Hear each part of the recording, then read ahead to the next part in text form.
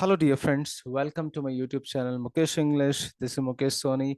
In this video, I'm going to have a discussion of model question paper of first semester BA Generic English under BCU, Bangalore City University.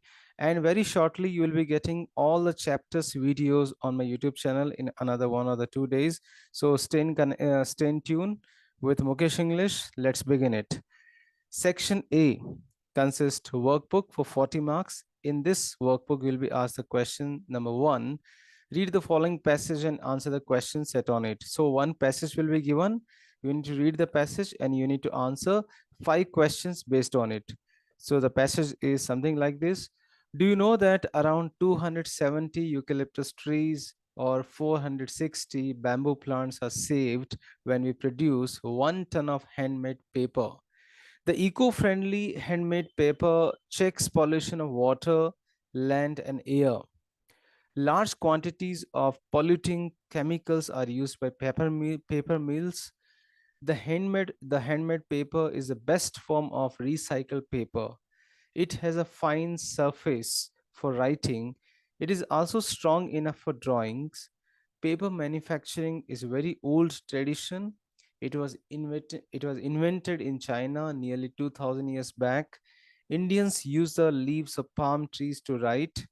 Papyrus is a kind of paper made from a reed of the same name. It grew on the banks of the river Nile and was also used in Egypt. The handmade paper industry flourished in India during the Mughal period, but it died with the setting up of paper mills in the 18th and the 19th century.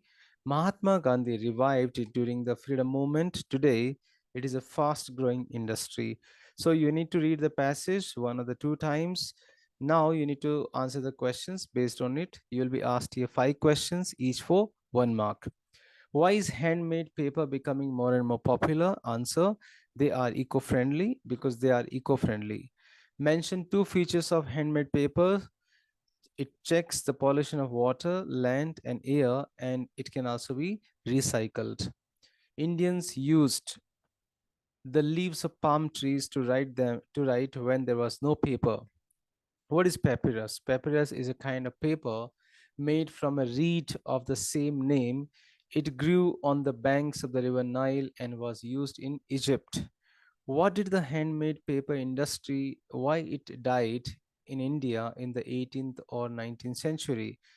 It died due to the setting up of paper mills.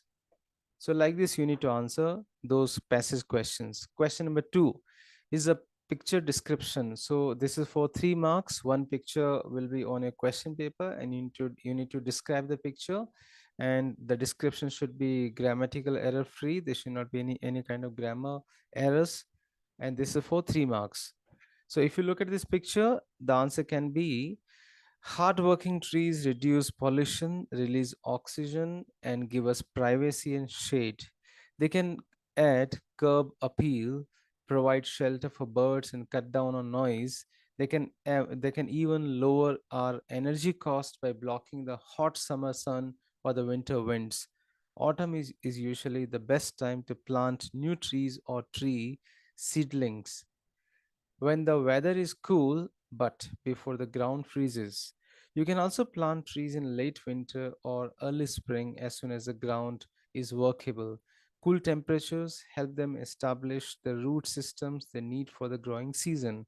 So, this is how it's a simple answer. This is how you need to describe the picture, and this question is for 2 marks. Next question is here caption writing. You need to write the captions, minimum two captions, and this question is for 2 marks. Lions Club Bangalore has organized an awareness program on blood donation in your college. Write 2 captions for it. So answer may be like this: once a blood donor, always a lifesaver. Take care of yourself, eat well, and donate blood. You're nothing less than an angel if you donate blood. Don't be a negative, be always O positive. So the caption should be in a phrase, in a catchy line. It should not be in the paragraphs. So I have mentioned here the 4 captions in the examination. You can write only the 2 captions, and this is for 2 marks. Now, the question questions you have from the section called referencing skills from your workbook. Here, the two questions will be asked, each for 1 mark. So, two questions, and here, question number one: what is bibliography? Just definition, one of the 2 lines. A bibliography is a list of all the sources which are used in the process of researching work, writing a report, scholarly article, or an assignment. Why should we acknowledge the sources? If you borrow another person's ideas or words without acknowledging them, it amounts to plagiarism. It gives the impression that you have stolen someone else's ideas or words without giving credit to them. Even paraphrasing another's words, making slight variations in the sentence of the words, may not spare a writer from the charge of plagiarism. So, plagiarism is a form of intellectual dishonesty or theft. When a person plagiarizes, he or she steals someone else's words or ideas by passing them off as their own. Hence, we must or should acknowledge the sources. So, the two questions will be asked from the referencing skills for 2 marks, each for 1 mark. Now, you have the questions from listening skills for 3 marks, 3 questions for 3 marks. State any two differences between hearing and listening. Listening is an active process, whereas hearing is a passive process. Listening requires paying attention, whereas hearing requires no concentration or attention skills. Then, what is active listening? In active listening, the listener carefully pays attention to the words of the speaker and responds accordingly. Name any two types of listening: passive listening, biased listening, critical listening. So I have already made a separate video on listening skills. You can also go through the link which is given in the description box. Now, next question you have here from the sections like giving introduction, directions, congratulations. So you'll be asked here 5 questions. This is very scoring section. 5 questions will be asked, and this is each for 2 marks. So totally 10 marks. Question number one: introduce yourself to your class teacher on the very first day of your college. So it's very creative answer. You need to write very creatively without any grammatical error, with a lot of polite expressions. Good morning, sir. My name is Sri Hari. I have recently completed second PU course with distinction. I have taken admission in first semester BCom course, and my aim is to become CA. So that's your introduction. Request the librarian of your college to issue a new library card. Hello, sir. Good morning. My name is Sri Hari. I'm a student of first semester BCom marketing stream. I would like to avail the library facility. Could you please let me know the procedure to apply for new library card, or I have lost my library card? Could you please help me how to apply for the new library card? I mentioned there's a grammatical error here. It should be question mark at the end of this expression. Now, the next, congratulate your friend on winning the Best Student Award. Hi, I got to know that you got Best Student of the Year award in your school. Congratulations, bro. I just knew that you only will win the award. I know that you were good at academics and sports. Your parents and your teachers might be happy on this moment. Fourth one, inquire at the reception counter of the travel agency regarding the availability of the tickets, train tickets to Hubli. Hello, sir. I am planning to go to Hubli next week. Could you please let me know the reservation status for Hubli in Ajmer Express? The fifth question: you have forgotten your textbook. Write any two expressions seeking permission from the teacher to attend the class. Good morning, sir. Yesterday we returned home from New Delhi. I have forgotten to bring English textbook in hurry. Please allow me to attend the class today. Sir, last night my cousin met with an accident. I need to attend him. I reached college in hurry and forgotten to bring my English textbook. Could you please allow me to attend the class today without English textbook? So this is how from these expressions, congratulations, inquiry, seeking help, offering help, introduction. So you'll be asked here 5 questions, each for 2 marks, and the totally 10 marks. It's very scoring. Do it well. Next, instructions. You need to give the instructions. That's for 5 marks. So minimum 5 instructions you should mention. Here there's a question: give instructions to make a cup of tea in at least 5 sentences. So instruction should be in the instructional mode, not in the paragraph writing. So you can give the sequencing or the bullet points. Fill up the kettle with water, boil the kettle, place a tea bag in your favorite mug, pour boiling water into your favorite mug, brew the tea for a few moments, remove and dispose of the tea bag, add milk, add sugar, stir the tea, enjoy the hot beverage or the tea. Now, the next question you have here, frame questions to get the underlined word as the answer. This question is from the topic question forms. You will be asked here 3 questions. So the first question is here, the book was stolen. You need to frame a question to get the book as an answer. So what was stolen? The book was stolen. So answer is here, what was stolen? The cake was delicious. How was the cake? The little girl was crying because she lost her way. Why was the little girl crying? So you need to frame the question to get the underlined word as an answer. This question, this topic is from, belongs to the question forms. That is for 3 marks. Now next you have here question tags for 2 marks. It is very heavy. So you need to copy the same sentence. It is very heavy, comma, isn't it? So if your sentence is positive, question tag should be negative. If your sentence is negative, your question tag should be positive, vice versa. Next, they wrote a letter. So they wrote a letter, comma, didn't they, followed by question mark. So this is how the question forms topic will be having 5 marks questions. Next, identify the type of sentences. So you'll be given here 3 questions, and this is from the topic called the kinds of sentence. How fast she runs. It's an exclamatory sentence. Where are they playing cricket? It's an interrogative sentence. Don't disturb. The doctor is in. It's an imperative sentence. So this is how you need to answer for 3 marks. Next question you have here, the last question from the workbook. From the workbook, 2 marks question, punctuation. So you need to punctuate the sentence, the man who climbed the mountain has died. So if you look at this sentence, the first letter, you need to write in the capital, the first letter of the word, the. So T should be capital here. The man who climbed the mountain has died. There's no full stop. You need to mention here full stop. So this is how you will be getting here 2 marks. I have highlighted with the red color the T capital in the word the, and at the end of the sentence, full stop. Have you read Coral Island? Asked Rachel. So it's a dialogue. So you need to use the double inverted comma. Double inverted comma. Have you read Coral Island? Unquote. And the first letter of the word have, H should be capital, followed by comma, asked Rachel, and it should end with the full stop. So this is how you can attempt the questions for 40 marks from the workbook.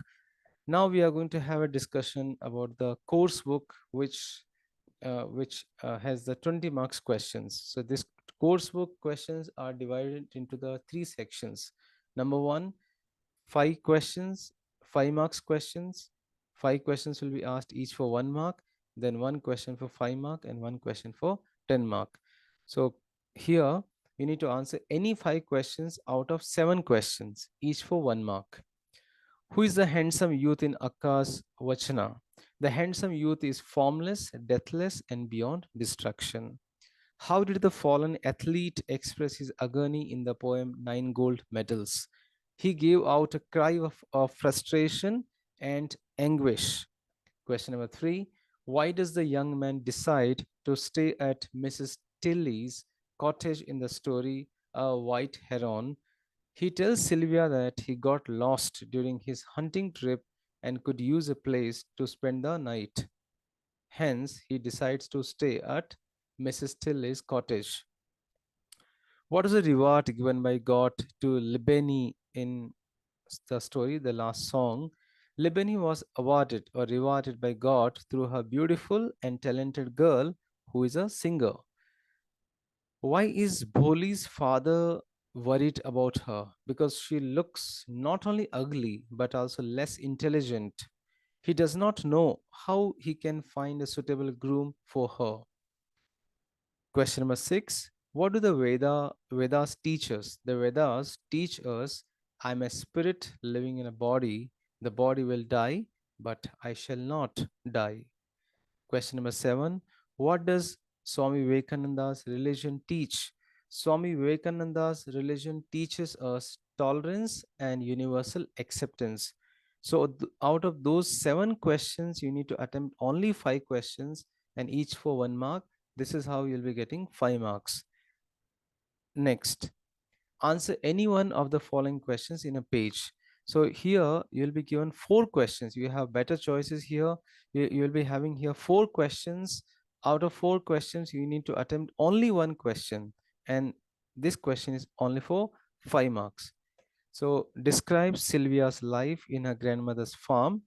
Answer: Sylvia comes from the city to live in the many woods with her grandmother, Mrs. Tilly. As the story begins, Sylvia has been living with her grandmother for nearly a year, learning to adapt to country ways.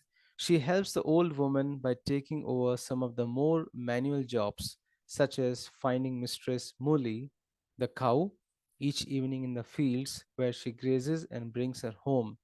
By means of this and other tasks, along with her explorations in the forest, Sylvia has become a country girl who clearly loves her new home. She has taken to it easily and immerses herself in a new life completely, which could be seen by the description of her journey home each evening with the cow, where she says their feet were familiar with the path, and it was no matter whether their eyes could see it or not. Question number 2. How were the villagers involved in the independence movement in the story The Last Song? The independence movement was gaining momentum by the day, and even the remotest villages were getting involved. If not directly in terms of their members joining the underground army, then certainly by paying taxes to the underground government. This particular village was no different. They had been compelled to pay the dues every year, the amount calculated on the number of households in the village. Curiously enough, the collections would be made just before the Christmas holidays, perhaps because travel for the collections was easier through the winter forest, or perhaps because they too wanted to celebrate Christmas. In any case, the villagers were prepared for the annual visit for the brethren of the forest, and the transaction was carried out without a hitch. How did Bholi's teacher play an important role in changing the course of her life? The day Bholi was going to school, she was forced by her parents to dress her nicely. She was bathed and her hair was properly done. Until then, she was not being taken care of. The special treatment she received made her feel that she was going to a better place. Bholi's teacher talked affectionately with Bholi. This gave her the required confidence. Moreover, teachers' appreciation and encouragement helped her overcome her low morale. She finds a teacher different from the people at home. She finds the teacher's voice soft and soothing. In all her life, she had never been called like that as the teacher called her by her name. Bholi's teacher played a very constructive role in changing the course of her life. She was polite and friendly, which touched her heart. She motivated her every time and was very affectionate towards Bholi. The teacher transformed Bholi into a confident person who could read, write, and speak clearly. Question number 4. What story does Swami Vivekananda narrate to illustrate the course of variance in religions? Swami Vivekananda says, a frog lived in a well. It had lived there for a long time. It was born there and brought up there, and yet was still small frog. Of course, the evolutionists were not there then to tell us whether the frog lost its eyes or not, but for our story's sake, we must take it for granted that it had its eyes, and that it every day cleansed the water of all the worms and bacilli that lived in it with an energy that would do credit to our modern bacteriologists. In this way, it went on and became a little sleek and fat. Vivekananda says, well, one day another frog that lived in the sea came and fell into the well. It says, where are you from? I am from the sea. The sea? How big is this? How big is that? Is it as big as my well? And he took a leap from one side of the well to the other. The frog said, the frog of the sea said, my friend, how do you compare the sea with you, with your little well? Then the frog took another leap and asked, is your sea so big? The frog of the well said, what nonsense you speak, to compare the sea with your well. Well then, nothing can be bigger than my well. There can be nothing bigger than this. This fellow is a liar, so turn him out. So, this is a story told by Swami Vivekananda. So this is how out of the four questions you need to attempt one question for 5 marks. Now we are coming to the last section of the question paper, and that is for 10 marks. Out of three questions you need to attempt only one question, and that is for 10 marks, and you need to answer in about 2 pages. Compare and contrast the concepts of the two Vachanas. Akka Mahadevi's Vachana depicts how the poet accepts the immortal Lord as her husband. The poet expresses her love and says that she has loved a handsome youth. This youth has no figure, structure, and immortal. Her love is not subject to death, it is beyond the time's limit. Her love is not restricted to any boundary, it is infinite and universal. It has no sign, symbol, or any picture. She emphasizes that her love is birthless because it never dies. It doesn't fear, and it's very strong. There's a great bond between the poet and her handsome youth. Though her love has no boundaries, it is not measurable. She has accepted the immortal, omnipresent Lord Mallikarjuna as a husband. As the poet says, I loved a husband youth, I loved a handsome youth, formless, deathless, and beyond destruction. I loved a handsome youth, placeless, infinite, entire, and without a sign, O mothers. I loved a handsome youth who is birthless and fearless and bold. I loved a youth who, being boundless, is immeasurable. O mothers, I loved my husband, Chanamalikarjuna, passionately. Satya Akka's Vachana is about the formless, immortal Lord and the realization of one's inner self. The poet says that her God does not reside in any external object. She felt foolish having thought so. She realizes that he resides in her heart without intimating her. She's unable to describe him because he is unborn. He is unborn. She believes in the theory that God is everywhere, it is omnipresent. She felt losing her heart in his absence. His absence is reminded by his formless appearance. She expresses her devotion to Sambhu Jakasevara, the Lord Shiva. She says, thinking that he's outside, I talked foolishly. He lives in my heart without letting me know it. I cannot describe the unborn who is everywhere. I lost my heart in his void. What shall I do, O mother? O mother, if I forget, my formless husband reminds me, our Sambhu Jakkasevara is good to those who know him. Next question. Sylvia's sacrifice shows her undying love for the white heron. Discuss this statement. A White Heron is a short story by Sarah on Jevitt, first published by Houghton Mifflin and Company in 1886. It was soon collected as the title story in Jevitt anthology, A White Heron, and other stories. It follows a young city girl named Sylvia who came to live with her grandmother in the country. She meets a young she meets a young ornithologist ornithologist hunter seeking to find a rare bird that he recently spotted in the area. As the story progresses, Sylvia is challenged with whether or not she should tell the hunter she saw the bird.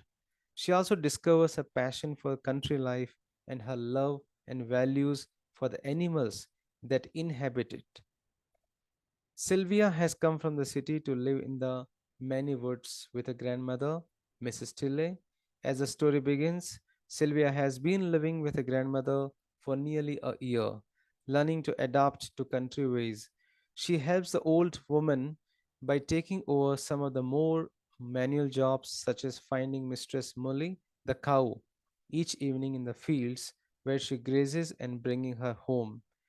By means of this and other tasks, along with her explorations in the forest, Sylvia has become a country girl who dearly loves her new home. She has taken to it easily and immerses herself in a new life completely, which could be seen by the description of her journey home each evening with a cow. Their feet were familiar with the path, and it was no matter whether their eyes could see it or not. One evening, she is approached by a hunter who is in the area looking for birds to shoot and preserve for his collection. This young man is searching in particular for the rare white heron, and he's sure that it makes its nest in the vicinity. He accompanies Sylvia on her way with hopes of spending the night at her grandmother's house. Once he has received this invitation, he makes himself at home. After they eat, he says that he will give a sum of money to anyone who can lead him to the White Heron. The next day, Sylvia accompanies the hunter into the forest as he searches for the bird's nest, but he does not find it. Early the following morning, the girl decides to go look for the bird by herself so that she can be sure of showing the hunter its exact location when he awakes. She decides to climb the tree in the forest so that she can see the entire countryside, and she finds a heron just as she had thought she would. When Sylvia climbs the tree as a bird might, she arrives at an epiphany at the tree's top. Epiphany at the tree's top. High as a bird, she has broken free of the world beneath and becomes the heron. But Sylvia, so affected by her leaf top observation of the heron and other wildlife, that she cannot bring herself to disclose the heron's location to the hunter after all, despite his entreaties. Sylvia knows that she would be awarded much needed money for directing him to the heron, but she decides that she can play no part in bringing about the bird's death. The hunter eventually departs without his prize. Without his prize, Sylvia grows up to ponder if her choice to conceal the heron's secret was a better choice than to receive the young man's money and friendship. The author states that the treasures Sylvia might have lost are easily forgotten among the splendors of the woodland. The last question.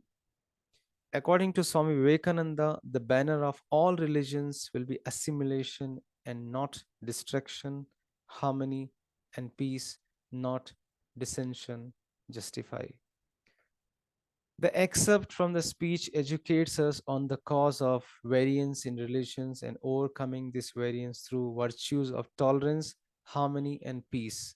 Swami Vivekananda had been an inspiration for the youth of his time and countries and continues to be an inspiration for the youth of today. Swami Vivekananda heard about the World's Parliament of Religion to be held in Chicago in 1893. His friends and admirers in India wanted him to attend the parliament. He too felt that the parliament would provide the right forum to present his master's message to the world, and so he decided to go to America. Another reason which prompted him to go to America was to seek financial help for his project of uplifting the masses. Swami Vivekananda, however, wanted to have an inner certitude and divine call regarding his mission. Swami Vivekananda said, much has been said of the common ground of religious unity. I'm not going just now to venture my own theory, but if anyone here hopes that this unity will come by the triumph of any one of the religions and the destruction of the other, to him I say, brother, yours is an impossible hope. Do I wish that the Christian would become Hindu? God forbid. Do I wish that the Hindu or the Buddhist would become Christian? God forbid. The seed is put in the ground, and earth and air and water are placed around it. Does the seed become the earth or the air or the water? No. It becomes a plant. It develops after the law of its own growth, assimilates the air, the earth, the water, converts them into plant substance, and grows into a plant. Similar is the case with religion. Christian is not to become a Hindu or Buddhist, nor Hindu or a Buddhist to become a Christian, but each must assimilate the spirit of the others and yet preserve his individuality and grow according to his own law of growth. If the parliament of religions has shown anything to the world, it is this. It has proved to the world that holiness, purity, and charity are not the exclusive possessions of any church in the world, and that every system has produced men and women of the most exalted character. In the face of this evidence, if anybody dreams of the others, I pity him from the bottom of my heart and point out to him that upon the banner of every religion will soon be written, in spite of resistance, help, not fight, assimilation, not destruction, harmony and peace, and not dissension. Unquote, Swami Vivekananda.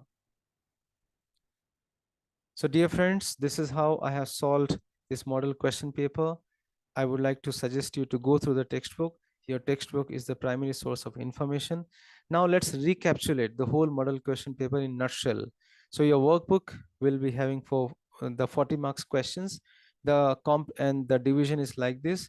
The comprehension passage for 5 marks, picture description 5 marks, caption writing 2 marks. You need to write 2 captions for the given picture on the theme. Referencing skills for 2 marks, listening skills 3 marks, 3 questions for 3 marks. Introduction, request, offering help, congratulations, seeking permission, 10 marks question. It's very scoring. 2 marks each, 5 questions will be asked, and each question for 2 marks. So totally 10 marks. Next, question forms or question tags. Here, question forms for 3 marks, WS questions, question tag for 2 marks, so totally for 5 marks. Kinds of sentences, 3 marks. Punctuation, 2 marks. So this is how workbooks marks are allotted for 40.